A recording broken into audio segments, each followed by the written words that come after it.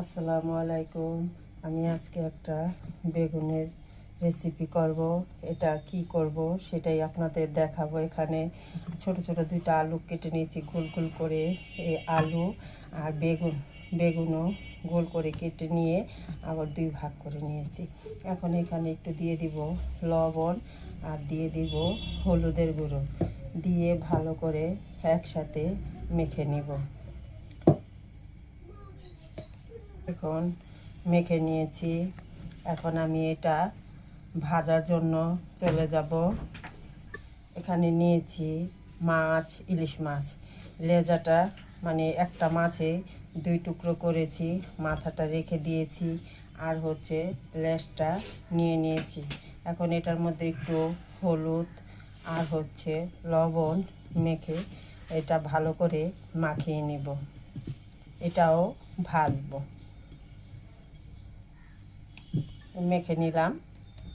নিয়েছি এখানে কিছুটা পেঁয়াজ, 4 কোষ রসুন আর হচ্ছে ধনিয়া পাতা।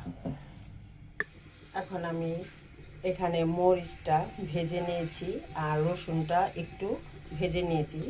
আর এখানে আমি ইলিশ মাছের লেজটা ভেজে নিব। আর এর চতুর্দিকে দিয়ে দিব বেগুনটা ভেজে নিই। দেখুন, মাঝখানে মাছ আর হচ্ছে বেগুনটা ভাজতে দিয়ে দিলাম।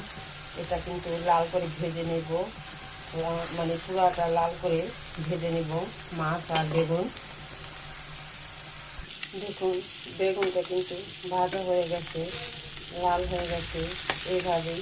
আর সিদ্ধ কিন্তু এই দেখুন সিদ্ধ হয়ে গেছে। এখন আমি বেগুনটা উঠিয়ে নেব আর এইভাবেই ওই বেগুনটিও ভেজে নেব। আলুটাও আমি ভেজে নেব। আলুটা আবার একটু কম আঁচে ভাজতে হবে, কারণ আলুটা সিদ্ধ হতে হবে। আর মাছটাও ভাজা হয়ে গেছে। মাছটা এখন আমি এগুলা উঠিয়ে নেব। দেখুন, লেজটাও কিন্তু ভেজে নিয়েছি। এখন আমি লেজের কাঁটাটা বেছে নেব। এই দেখুন, মাছটা কিন্তু বেছে নিয়েছি, এখানে কোনো আর কাটা নাই। এখন আমি এখানে মরিচ নিয়েছি, আপনারা ঝাল আপনাদের পছন্দ মতন দিয়ে দিব। একটু লবণ, কারণ যেহেতু ওটার আলু বেগুনের মধ্যে আছে, লবণ আছে, সেজন্য একটু লবণটা একটু কমে দিব। আর এই যে রসুনটাও হাত দিয়ে থেতলে নিব। দেখুন, রসুনগুলো থেতলে নিয়েছি। এখন আমি দিয়ে দিব এখানে পেঁয়াজ কুচিটা কাঁচা দিয়ে দিলাম, কারণ কাঁচা পেঁয়াজটা চাবান করলে একটা ফ্লেভার আসে, খেতেও ভালো লাগে। এখন এগুলো সব একসাথে মেখে নিব।